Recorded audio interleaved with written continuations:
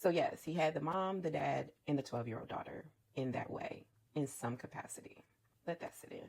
Are you sitting with it? I sat with it. It's crazy. When he took Jan horseback riding, he drugged her with an allergy pill. Once they got to Mexico, he married her in Mexico, a 12-year-old. They let him lay next to their 12-year-old daughter, a grown man, and he said, it's for my therapy. There's a part in the documentary where he convinces the parents that for his therapy, he has to lie next to their daughter.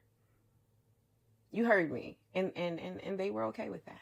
Now, you would assume that with all that this man has done, that B would be serving the rest of his life in prison. He is not. He served roughly 10 days in prison after the first kidnapping. He did not serve a lot of time. So much so that when he did get out of that mental institution, because he was found to be mentally incapacitated, he began to stalk Jan and her family again decades later, to where they had to file for a lifetime protection order against him.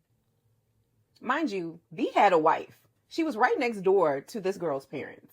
And if you're wondering how he had so much access to Jan in order to convince her about this alien abduction, he convinced the father to allow him to build a separate bedroom for Jan because she needed privacy from her siblings. Of course, she's 12, right? She's a growing girl.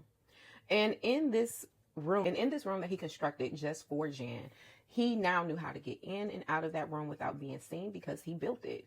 And he installed a walkie-talkie in which he changed his voice at night and would send her messages as the alien.